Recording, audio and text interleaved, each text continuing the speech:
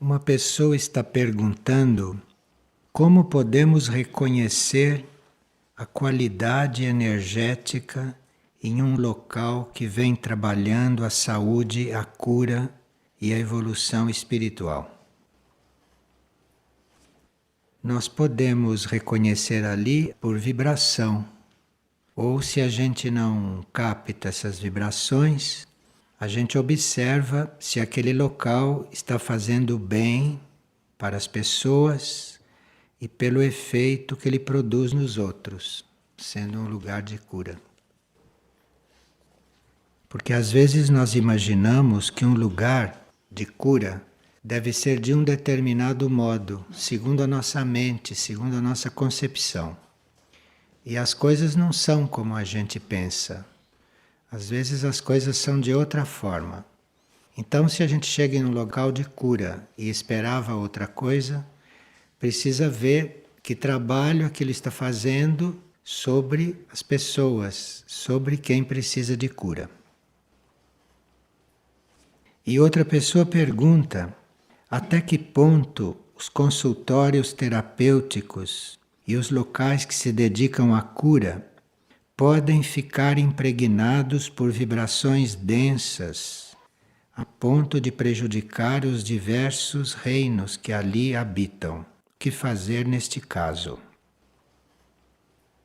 Bem, se um consultório terapêutico está localizado em um lugar de vibrações muito densas, isto vai exigir mais trabalho, mais esforço nas atividades que se faz ali.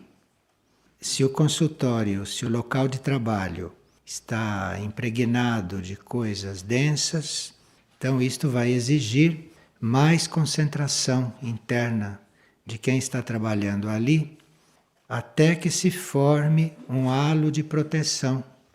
Formando-se um halo de proteção, formando-se uma cúpula de energia, então as vibrações densas que estão em volta não atuam mais. E como dissolver formas, pensamentos que por descuido se repetem na mente. Então as formas se repetem nesta pessoa e ela, quando vê, já se formaram e já estão agindo. Aí no momento em que as detecta, não reforçá-las, tira a mente dali. Por exemplo, ela diz, se há uma pessoa doente, eu associo à morte, como se a morte estivesse se aproximando. E ela quer saber se isto influi, se isso pode apressar a passagem da pessoa para o outro plano. Sim, se o pensamento for forte, pode sim apressar um pouco. E o contrário também é verdade. Se a pessoa está desencarnando e você fica pensando que ela não vai desencarnar, ela pode ficar retida aqui um tempo. Mas tudo isso acontece dentro de um certo limite, porque todos nós temos uma data para partir, uma data básica, que pode ser ligeiramente antecipada ou retardada segundo as circunstâncias, mas ninguém pode manter aqui vivo um indivíduo que não é para viver. Como ninguém pode enviar o indivíduo para outro plano se ele não deve ir, neste caso em que a pessoa está apresentando. E se podem os pensamentos moverem tanto a energia a ponto de uma imagem mental se concretizar. Todo pensamento cria uma forma, mais ou menos forte, mais ou menos nítida, segundo a força daquele pensamento. Então, se o pensamento é muito forte, a forma que ele cria no mental demora um tempo depois para se dissolver. E se é fraco, a forma é mais fraca e se dissolve mais rapidamente. Mas todo pensamento cria forma. E vocês sabem que essas formas atuam, né? Atuam sobre as mentes mais fracas. Uma pessoa estava em silêncio e teve o seguinte sonho. sonhou que a sua mão direita estava gravemente ferida e esvaía em sangue. Essa mão direita gravemente ferida e esvaindo em sangue representa atos que comprometem a integridade espiritual. A mão direita é um símbolo de atos espirituais e se ela está gravemente ferida, são atos que foram perpetrados e que comprometem a integridade espiritual.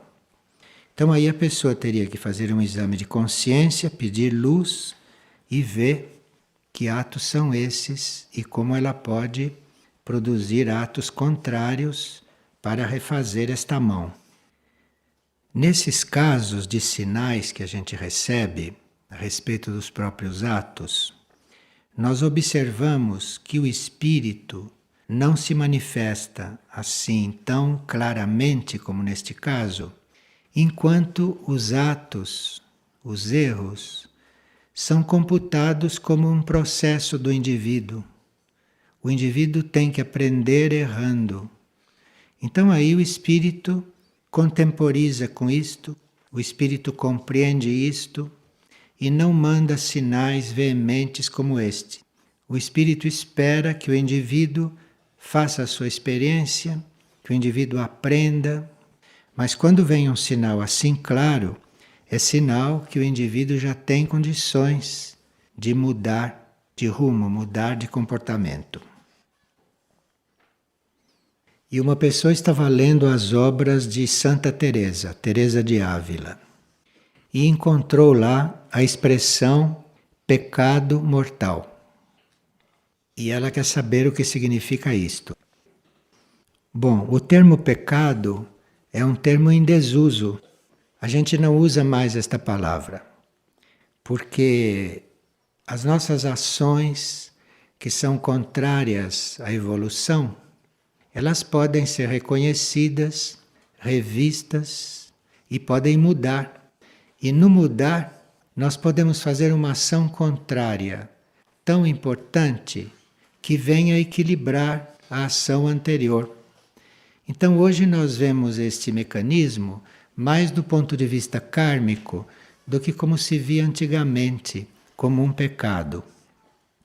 Aquilo que é chamado de pecado, ou melhor, aquilo que é chamado de um erro que se tem que transcender e que tem consequências se não for transcendido, são aqueles atos que causam danos ao mundo, ou que causam danos às outras pessoas, ou que causam danos a nós.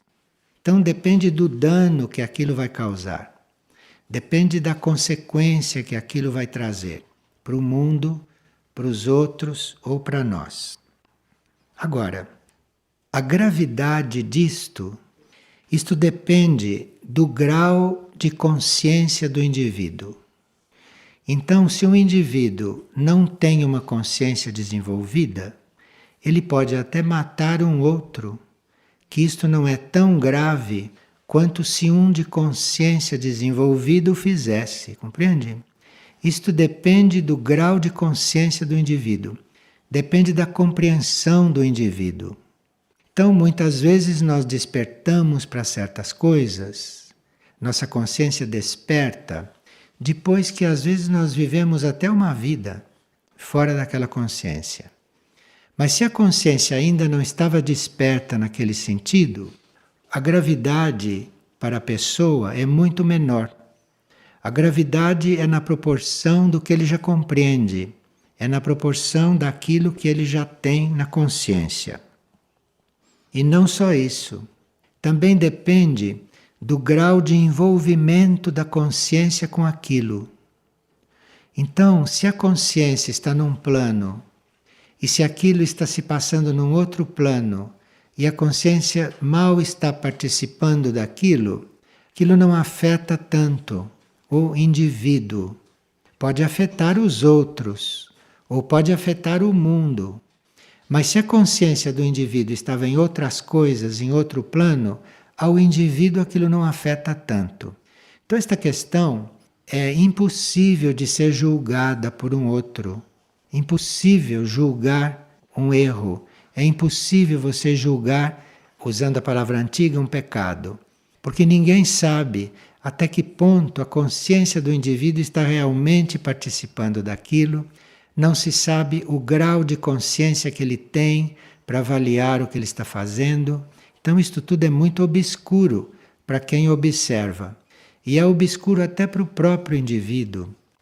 Então, por isso, quem inventou a palavra pecado, inventou também a palavra perdão. Porque aí, aquele que despertou para o que fez, aquele indivíduo tem que ter uma forma dele se reencontrar, dele refazer, dele restaurar aquilo que foi feito. Então vem a palavra perdão, que é outra palavra também, que a gente precisa explicar o que significa, porque certamente não é isso da linguagem corrente, não é? Então, quando nós praticamos um ato e depois descobrimos, ou percebemos, ou sentimos que aquilo não estava à altura da nossa consciência, então nós podemos contar com isto que chamam de perdão. Isto é, nós podemos contar com uma oportunidade de nós fazermos o contrário, ou de nós restaurarmos aquilo. Então, quando nós temos a consciência de que fizemos algo que precisa ser restaurado, que precisa ser mudado, ou que não deve prosseguir, então, se nós reconhecemos isto profundamente, sinceramente, e queremos equilibrar aquilo, virá uma oportunidade. Virá uma oportunidade de você restaurar aquilo, de você mudar aquilo, ou de você fazer uma coisa que equilibre aquilo. Isto é o que se chama de perdão, mas que não tem o sentido que as pessoas pensam.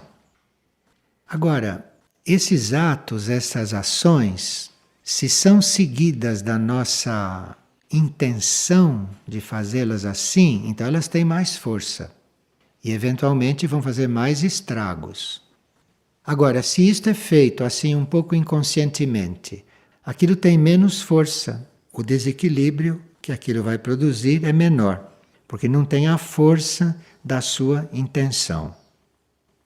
Há casos em que nós cometemos um ato e reconhecendo e tendo a intenção de equilibrar, vamos conseguir fazer isto de imediato. Mas nem sempre aparece oportunidade para se fazer de imediato.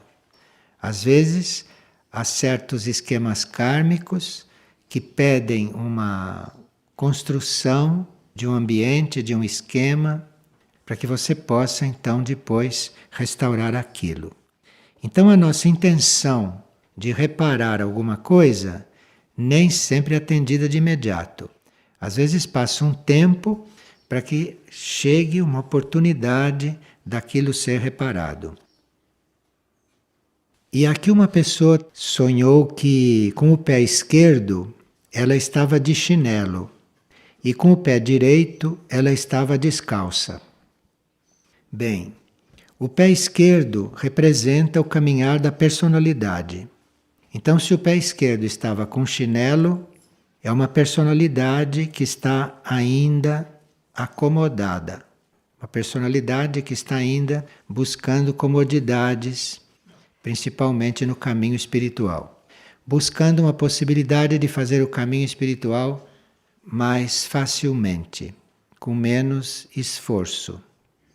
Agora, por outro lado, esta mesma pessoa tem o pé direito descalço, isto é, tem a alma já com bastante decisão e necessidade de fazer o caminho seriamente. Tem uma pessoa que vive dentro dela dois planos. No plano da personalidade, ela quer fazer as coisas devagar, as coisas do espírito. E no plano da alma, ela está mais pronta para agir imediatamente. Nesses casos, é bom a pessoa perguntar internamente para a alma o que a alma quer. Perguntar claramente, porque se o pé direito já está descalço, provavelmente ela vai receber uma resposta. Porque esta alma está precisando passar para a personalidade uma certa instrução. E aqui uma pessoa teve uma experiência a respeito dos ritmos da noite. Durante a noite profunda, isto é, entre 22h30 e 2h30, que é a noite profunda, ela tinha um tipo de sonho e de experiência.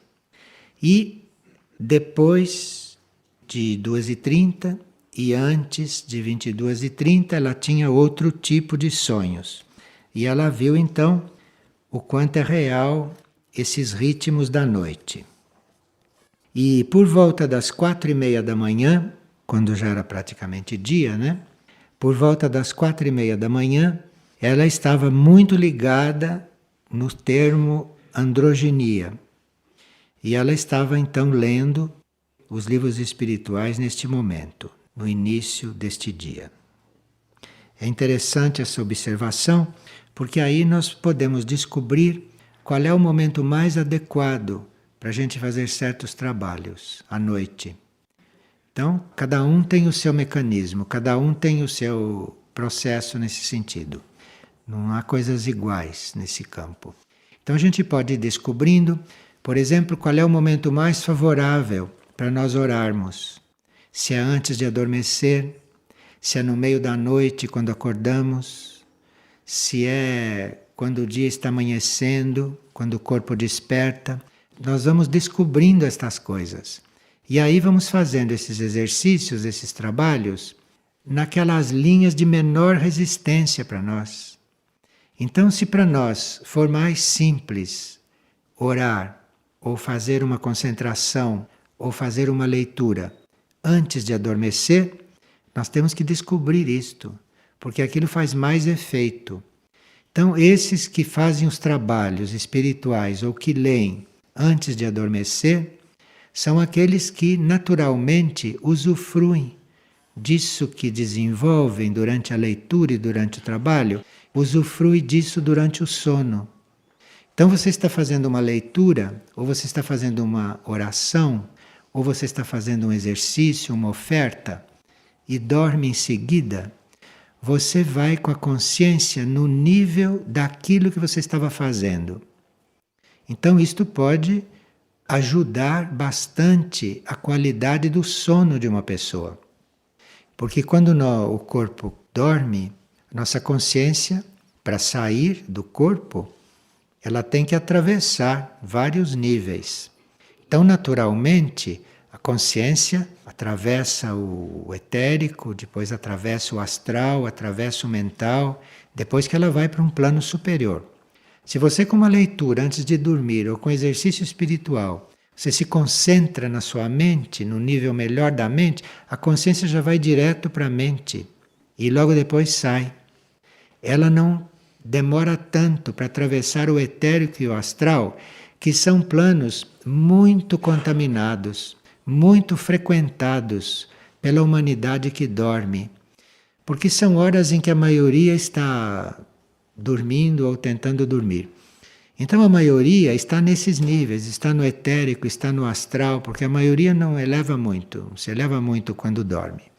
Então, se nós preparamos o nosso sono, se nós fazemos um trabalho de concentração no nível mais alto que podemos, a gente atravessa aquele plano em que a maioria está, sonhando, se confundindo, espalhando seus desejos, são planos muito sujos. Então a gente atravessa logo aquilo e chega no mental, aonde está uma parte selecionada das pessoas que estão dormindo, que chegam até o mental. Então, dali por diante, a gente tem um outro tipo de sono. Se atravessa o mental e se vai mais para cima, então o sono é muito mais instrutivo, o sono é muito mais restaurador. E nós podemos então descobrir no nosso mecanismo e para os nossos corpos, para o nosso temperamento, qual é o momento melhor de nós nos prepararmos. Então, ou fazemos isto antes de adormecer, ou aqueles que descobrem que só depois das 22h30 é que eles conseguem realmente dormir direito, porque de 22h30 a 2h30 é a noite profunda, isto facilita o sono profundo. Se alguém descobre que aquele é o horário melhor, ele vai então fazer esses exercícios às 22h30, quando está começando aquele ciclo da noite. Agora, se ele descobre que o melhor horário para ele fazer isto tudo é de manhã, depois que ele dormiu, na hora que ele desperta, então ele transfere isto tudo para a parte da manhã. Ele transfere isto tudo para antes de começar as atividades dele. Isto é algo que a gente pode experimentar, ver como é melhor para nós. E aqui uma pessoa sonhou que voava, mas que não ia para lugar algum e ficava só dando voltas. O que pode significar? Bom, se sonhou que voava e que não ia para lugar algum e ficava só dando voltas, pode significar que você estaria pronta para transcender certos hábitos da sua vida, mas que você só fica dando volta e não decide fazer isto. Quer dizer, teria capacidade para transcender certas coisas, mas não está ainda completamente decidida. Sonhos muito pacientes, né, como vocês veem. São bons esses sonhos, porque aí a pessoa, pelo sonho, vê que ela já teria possibilidade de estar em outro ponto. Porque a pessoa pode dizer, bom, eu não sou capaz ainda de voar. Mas no sonho ela está voando. Então ela vê que ela já está mais preparada do que ela pensa para certas coisas. E uma pessoa sonhou que alguém vinha lhe cortar os cabelos. Então a pessoa pegou uma tesoura, começou a cortar o cabelo aqui no meio da testa e fez a volta toda da cabeça e foi até o outro lado da raiz do cabelo. E ela olhava para o chão e via muito cabelo e pensava, como era possível? Se eu tenho tão pouco cabelo, como pode ter caído tanto lá no chão?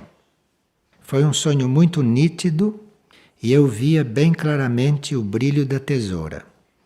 Então, o cabelo simbolizam ideias. Ideias velhas e reais, ideias muito fortalecidas com o tempo. E quanto mais comprido é o cabelo, mais tem símbolo disto. Então, se começou a cortar pelo meio da fronte, quer dizer que está havendo um trabalho de erradicar estas ideias antigas a partir da fonte, a partir do início, a partir do ponto onde elas iniciam. E se tem mais cabelo no chão do que aquilo que foi cortado, é porque estão saindo mesmo ideias muito antigas. Às vezes, nós mexemos com um ponto nosso, conhecido, e aquilo, sem que a gente saiba, sem que a gente tenha consciência, que ele está coligado com muitos outros pontos que a gente não previa, então aí tudo é trabalhado. Cada ponto nosso a ser trabalhado tem muitas ramificações que nós não conhecemos. E cada ponto nosso está coligado com antiquíssimos hábitos. Então, se você cuida de um ponto, você naturalmente está mexendo com muitos outros que estão coligados com aquele. Então, é importante este sonho para nós vermos o valor, né, do nosso trabalho. Porque indiretamente aquilo está resolvendo coisas que nós nem imaginamos, que nós nem nos demos conta delas. Agora, aqui tem uma pergunta que diz respeito à transmutação das nossas energias, nos nossos corpos. A pessoa pergunta, o que fazer quando se percebe que existe um ponto em nós a ser transcendido, mas não se tem a clareza de como fazer aquilo? Eu vejo que as provas voltam e o ponto é mais ou menos o mesmo. E parece que um véu não me deixa ver com clareza de que se trata. Aí É como se algo gritasse dentro de mim: basta, o momento é este, para que seja restabelecido um contato meu com aquilo que deve ser feito. E a pessoa pergunta o que ela deve fazer e que ponto é este. Mas em seguida ela diz que este grito que acontece dentro dela parece que lhe quer dizer: chega de estar diante do outro cobrando uma transformação que tem que ser a tua. Então está aqui o ponto. Tudo aquilo que você está exigindo do outro, você tem que exigir de você. Então tem que fazer esse trabalho. Tudo aquilo que você quer do outro, queira de você. Porque o que você está vendo no outro é aquilo que você precisa fazer em você. Em vez de estar cobrando os outros para que se transformem, você tem que você se transformar. E aquilo que você vê no outro que precisa ser transformado é aquilo que você tem que trabalhar, que olhar em você. E ela diz: eu quero ardentemente soltar este ponto que está aprisionando o meu ser. E com sinceridade e entrega eu peço ajuda para que eu veja o que eu tenho que mudar. Eu tenho fé que depois de colocados esses pontos, muitas ajudas virão. Certamente que muitas ajudas virão a partir do momento em que a gente quer fazer uma mudança. Primeira coisa é querer. A partir do momento que você quer, já as coisas começam a se mover, as coisas começam a acontecer. Agora, tem pontos, como este aí, que a pessoa nem sabe o que é direito, tem pontos que têm que ser resolvidos inconscientemente. Então, se nós não sabemos o que é, e só temos esta necessidade de mudar alguma coisa, isso está indicando que deve ser um trabalho inconsciente, uma coisa que não vem direito à nossa consciência. Nós podemos até ter uma ideia do que é, podemos até desconfiar do que se trata, mas se não fica claro, e se a gente tem esta necessidade, este pedido interno de que a coisa se resolva, é porque é uma coisa que precisa ser resolvida inconscientemente. E nesses casos, é porque precisa transmutação. Não é um ponto que vai ser resolvido com o nosso trabalho consciente. É um ponto que precisa de transmutação. E nós podemos trabalhar à vontade com purificação. Nós podemos reconhecer as coisas que temos que purificar e vamos nos purificando, e vamos nos abrindo para a purificação. Mas a transmutação das energias nós não podemos fazer, nós não temos condições. E esses pontos, que a gente não sabe bem do que se trata, mas sente muita necessidade, esses são os pontos que dependem desse trabalho da transmutação. Isto é, a energia em algum corpo nosso, ou a energia na nossa alma, tem que mudar de qualidade. Então, nós podemos vir com alguma energia em algum corpo de uma encarnação anterior. Mas a mudança mesmo da energia naquele corpo, a mudança mesmo desse estado, só pode ser feita se mudar a energia do corpo. Então uma pessoa pode ter, por exemplo, algum hábito da bebida, e tantos hábitos não que os corpos criam, que as pessoas alimentam. Então, o corpo pode estar com um hábito. Se esse hábito é muito antigo, precisa que haja a transmutação deste corpo. Precisa que a energia deste corpo seja retirada e seja trocada, seja posta uma outra energia naquele corpo. O ser é o mesmo, a criatura é a mesma, mas a energia do corpo muda. Tem hábitos que não se resolvem com uma cura simples no corpo, com um movimento na energia do corpo, com um trabalho sobre a energia do corpo. Algumas coisas não resolvem. Algumas coisas resolvem só trocando mesmo a energia do corpo. Isso é um trabalho que a gente chama de transmutação. Para que haja este tipo de transmutação, É preciso que haja uma pureza na nossa intenção. Preciso que haja uma intenção verdadeira que aquilo aconteça, senão a transmutação não vai acontecer. E nenhum interesse humano para que isto se resolva deve estar presente. Então, eu posso ter o hábito da bebida. Falando de um hábito bem simples, né? Eu posso ter o hábito da bebida. Para eu ser transmutado naquele corpo, para aquilo ser removido, para haver uma troca da minha energia, de forma que meu corpo não aceite mais aquilo, então precisa que eu tenha uma decisão muito firme de fazer isto e que não esteja querendo isto por um interesse pessoal e humano somente. Eu tenho que colocar aí outras intenções. Eu tenho que colocar uma intenção de colaborar com a matéria em geral, porque meus corpos são feitos de matéria.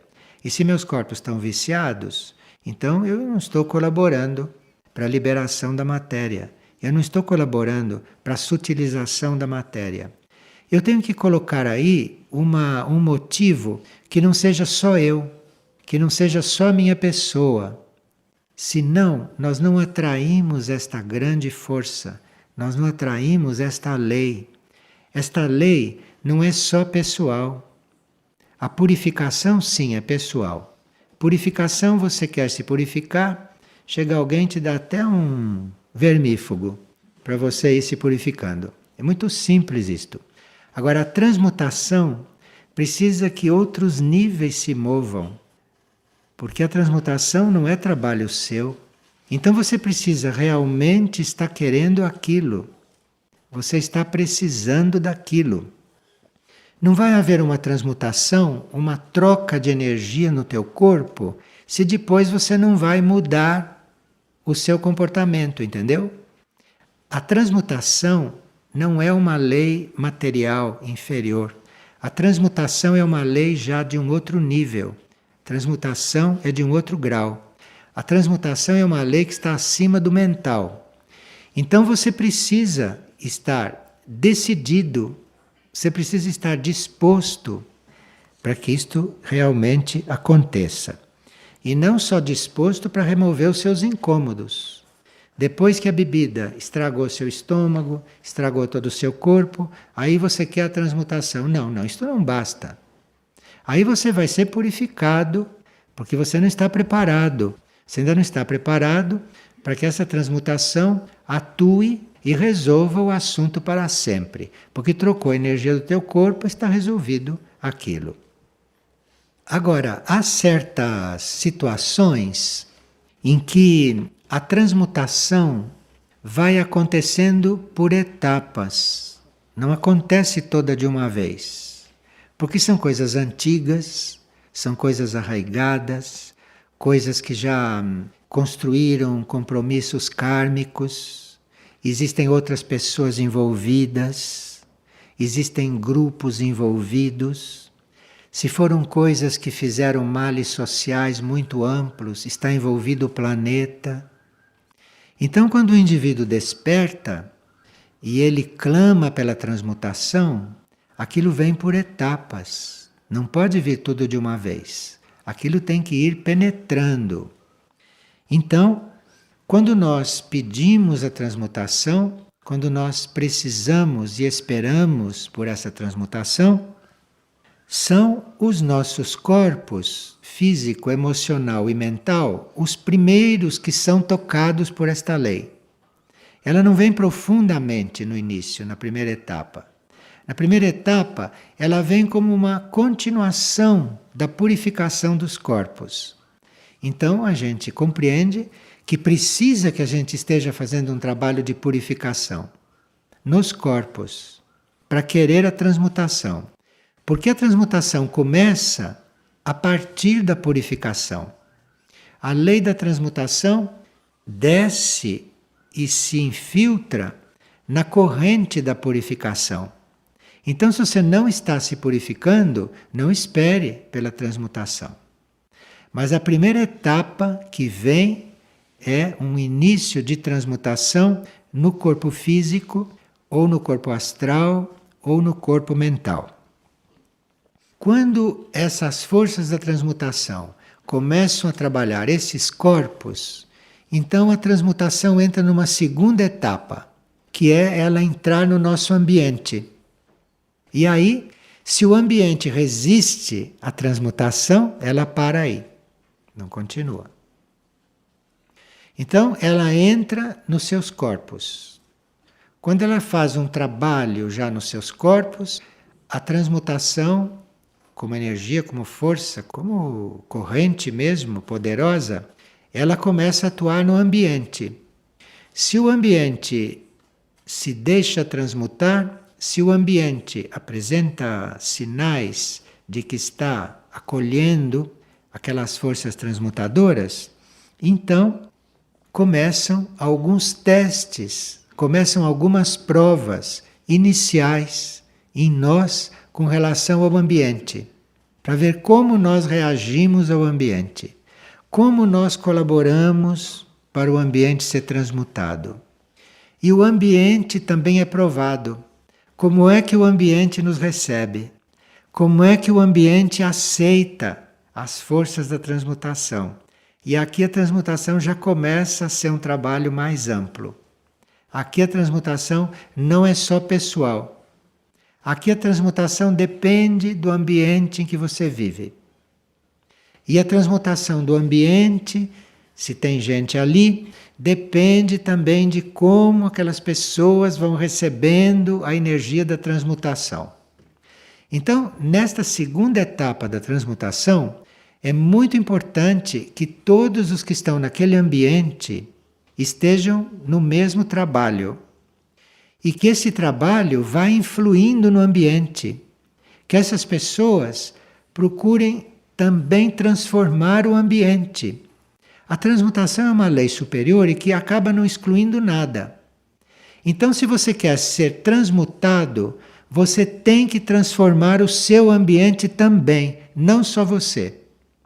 E essa é a segunda etapa da transmutação. Se você consegue estar aí no seu ambiente como um elemento de transformação, e o ambiente consegue ser um elemento positivo de transformação em você, aí a transmutação encarna mais. Aí a transmutação se implanta mais.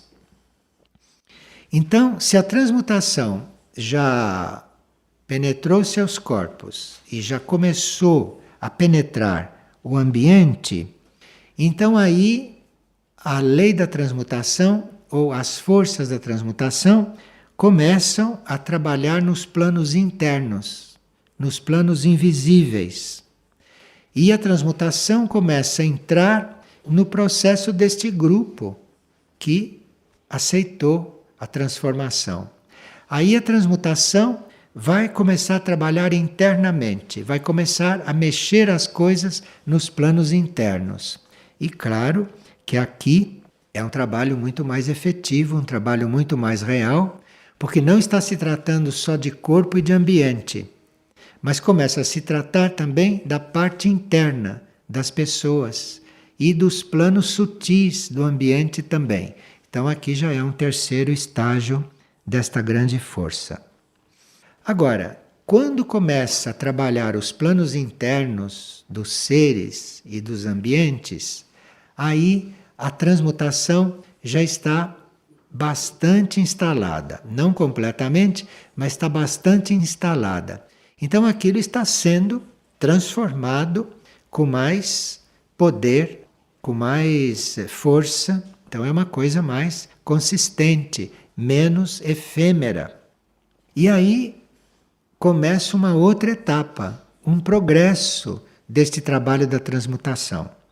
Quando começa a transmutar a parte interna dos seres e a parte sutil do ambiente, então aí a transmutação começa a se estender pelos seres coligados conosco. Veja que a transmutação vai se tornando sempre maior, sempre universal. Mas ela trabalhando conosco, com o nosso ambiente e com a nossa parte sutil, aí ela já está começando a atingir, ela já está começando a estimular, a se aproximar dos seres que estão coligados conosco.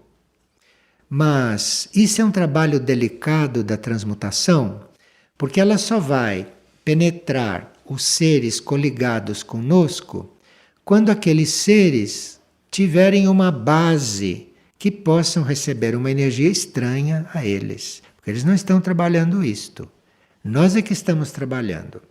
Então, para isto, para a mesma transmutação, para a mesma força, começar a trabalhar outros coligados, precisa que aqueles tenham base. Porque se os indivíduos não têm base para serem transformados assim profundamente, então estas forças não atuam. Então, o nosso trabalho de transmutação, de transformação, no campo da transmutação, este nosso trabalho tem que ser feito com muita impessoalidade e tem que ser feito com muita entrega, de forma que uma ordem superior de coisas dirija estas energias, porque outros podem não suportar esta energia da transmutação. Esta energia da transmutação não é como a da purificação. Esta energia da transmutação é uma energia de troca, que equivale à verdadeira cirurgia quando se trata dos corpos. Então, se o outro não está preparado, se o outro não tem base, ou se o outro não quer mudar, a pressão desta força, a pressão desta energia que vai lá, não vai fazer bem para ele. Vai trazer distúrbios de comportamento até. Vai trazer distúrbios psicológicos ou outros tipos de distúrbio, até físico, porque uma força de transmutação está sendo imposta ali.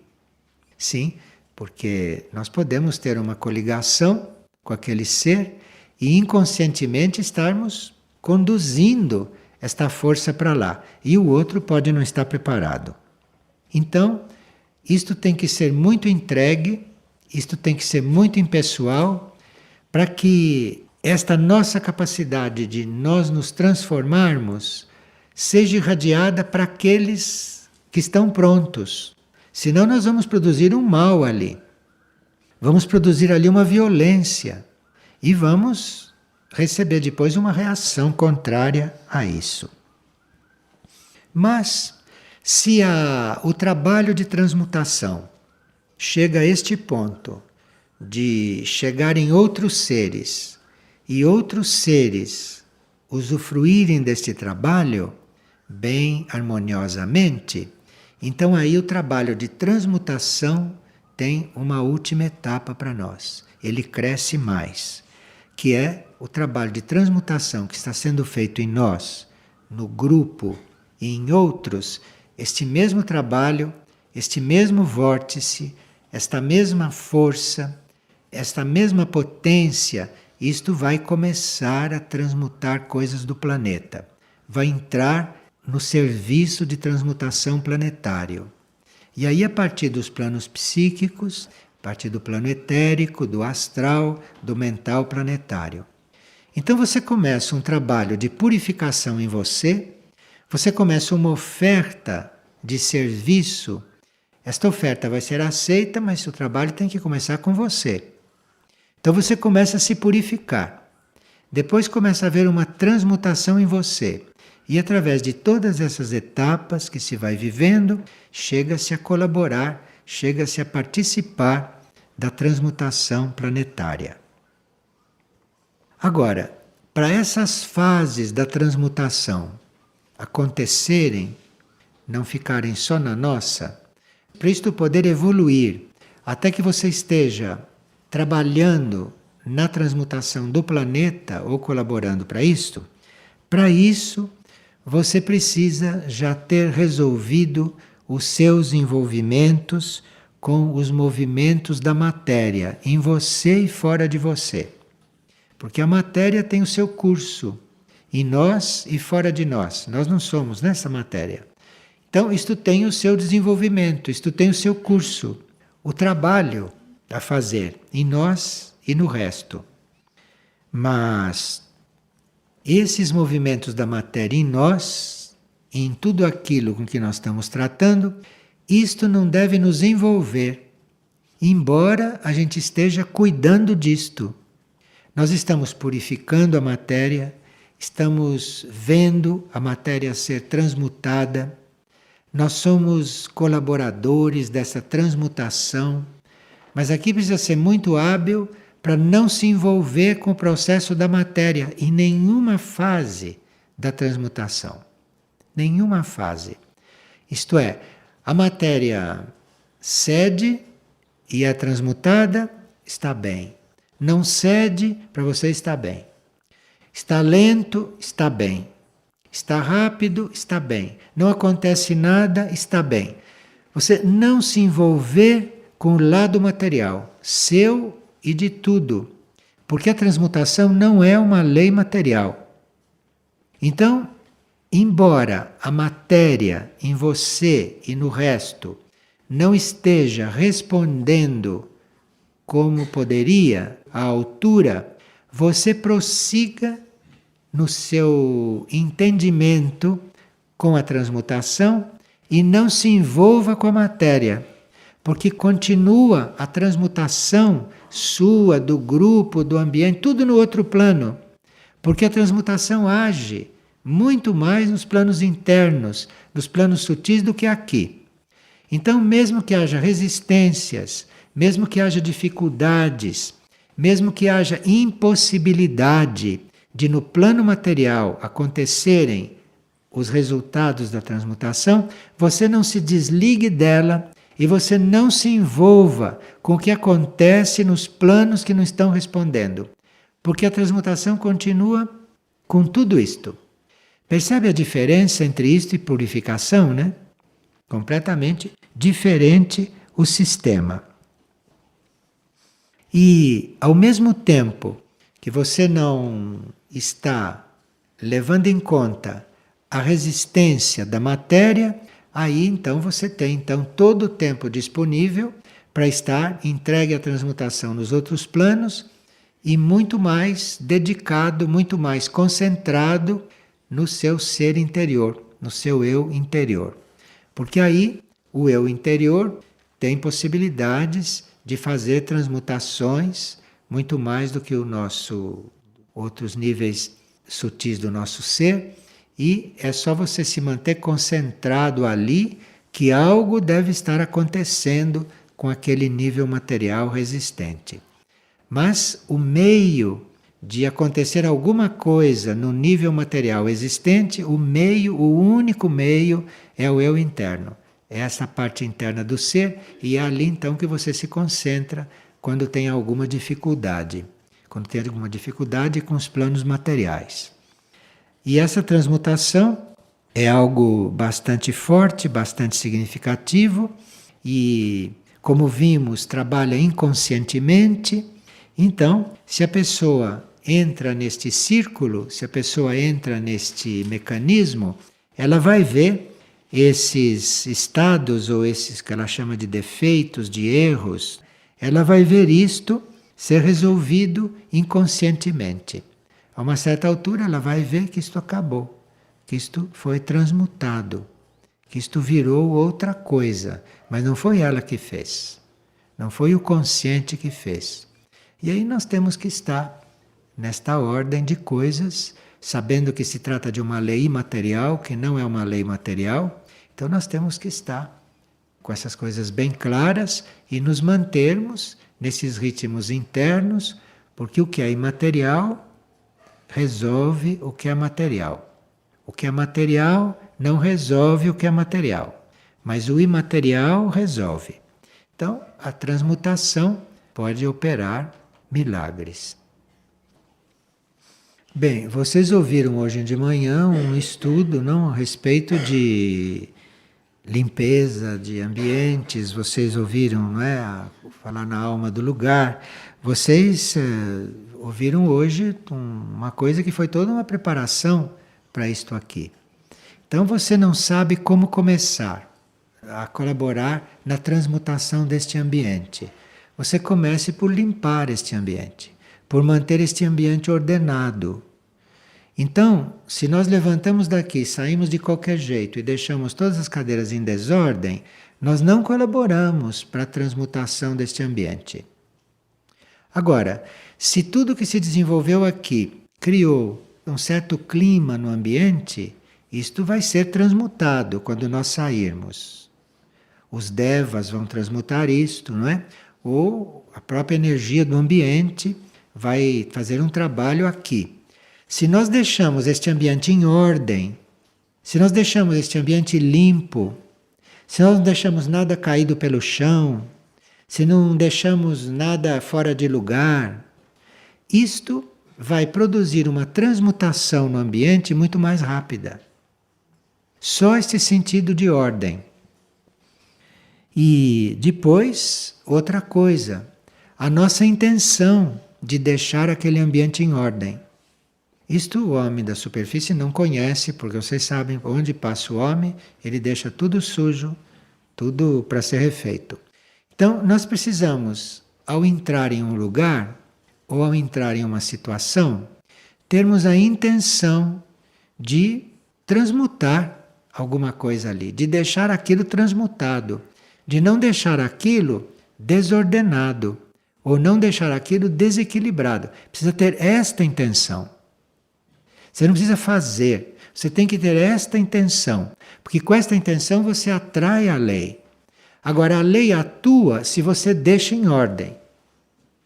Então você pode ter esta intenção, todos nós podemos ter essa intenção, e saímos daqui, entregando esta intenção. Dali a pouco, quem entrar aqui vai encontrar esta sala arejada. Mas se nós não tivermos esta intenção, e se nós sairmos daqui e não deixarmos as coisas ordenadas, vocês entram aqui amanhã cedo e quem entrar vai sentir cheiro de gente aqui dentro. Esta é a diferença. Então isto pode ser transmutado momentos depois que esta reunião acaba. Como pode amanhã estar com mau cheiro aqui dentro?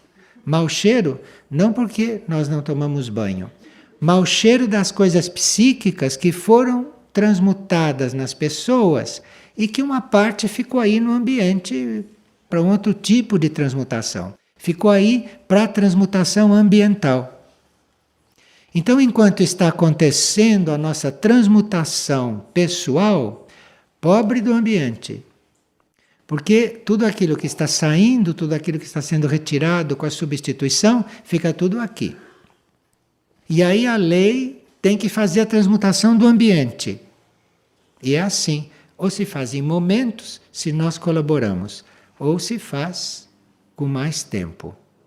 E aí, as equipes dévicas, não é? E outras energias têm que vir para fazer o trabalho que nós mesmos poderíamos ter feito, por onde passamos.